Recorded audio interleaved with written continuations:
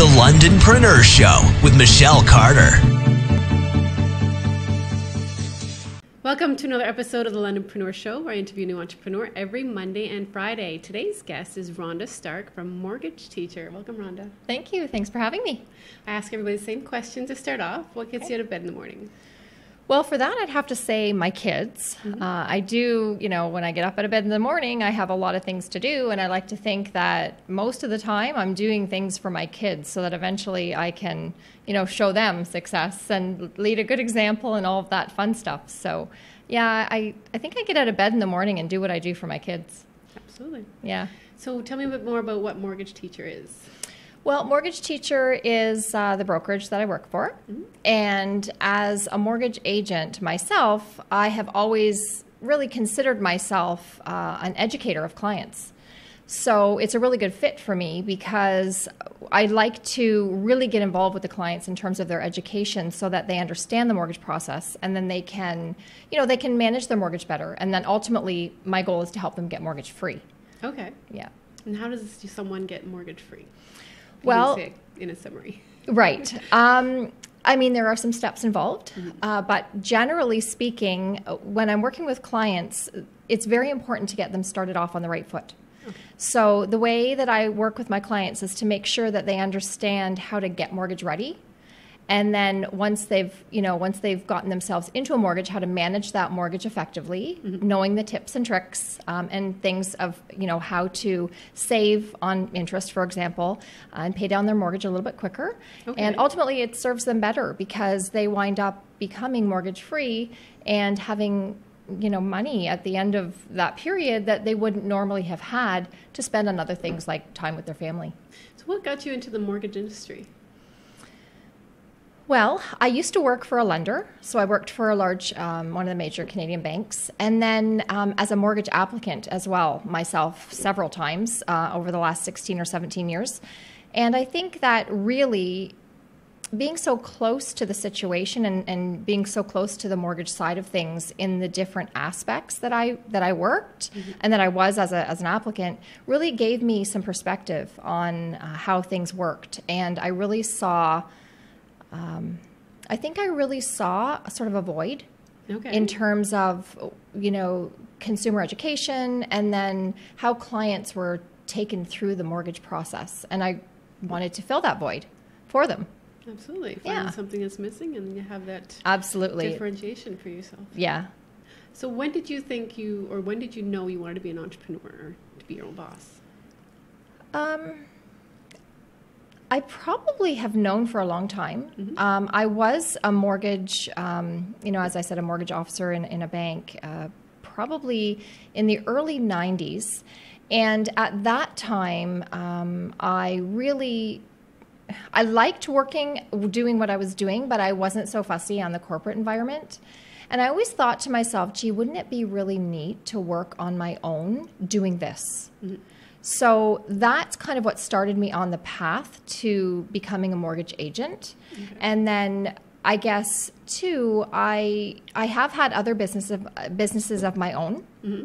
So working in other businesses of my own, I also sort of was able to explore that creative side and the entrepreneurial side too. So I've got a lot of different things. What other businesses have you done? I was a career consultant. Okay. So I worked sort of on the professional development side of clients where I would help them develop themselves professionally so that they could either apply for a job or they could get themselves ready for a career transition, or even improve their job performance if their job performance wasn't, good enough for their boss. The boss would call me and say, we have this client or this employee that isn't really performing. Okay. And they're really being put on a program where they have like 6 weeks maybe to improve their performance or they're gone. So then I would have to help work with that client so that they would know what they were doing wrong and how to get themselves on a better path so that they could keep their job. Oh, wow. Yeah. That really added to your people skills and customer service. Yeah, it did for sure. Where would you like to be 5 years from now?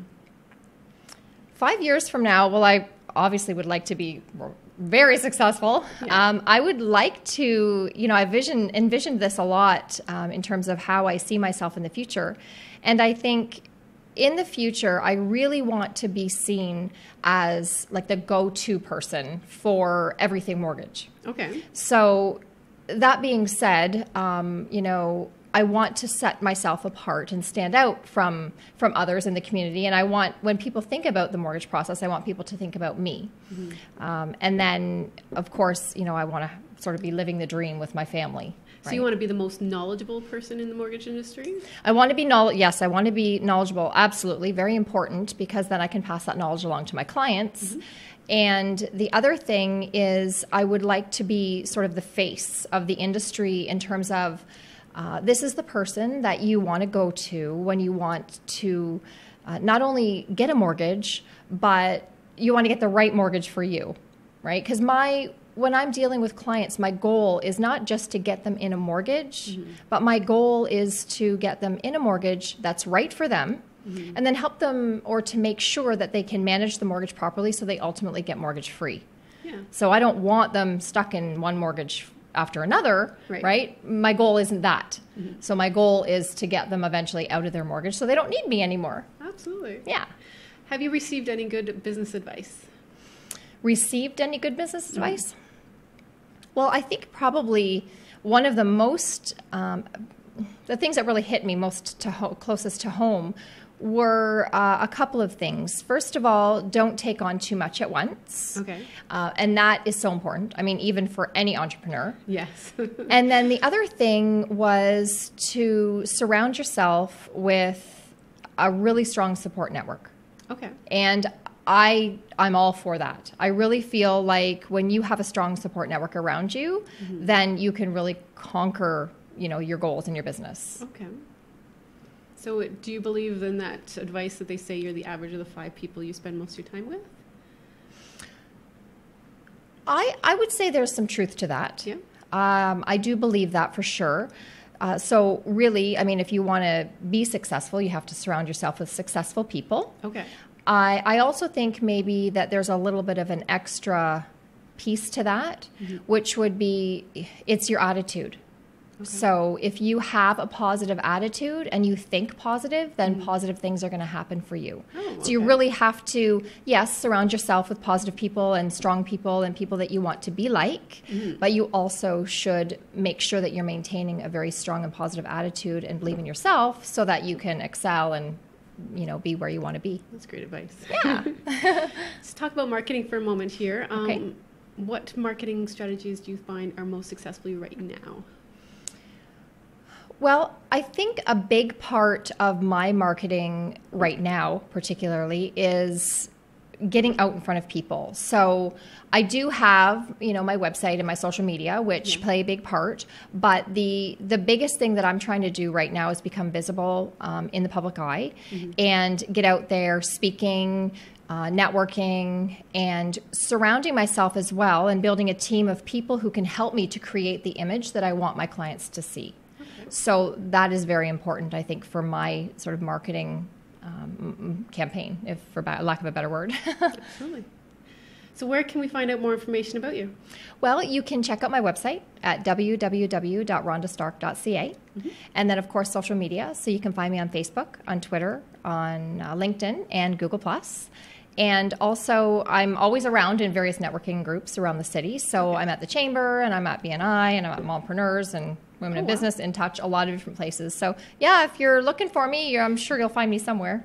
Great. Thank you so much for coming to the show. Thank you so much for having me. It was really a lot of fun. No problem. Take care. Thank you again for watching and listening to this episode. Quick shout out to all of our sponsors: Pink Ink for My Style and Makeup, wardrobe provided by the Street Boutique Fashion Truck, as well as the jewelry provided by Susan Dinner and hairstyle by Sonia Bento. Thanks again, and we'll talk to you next time.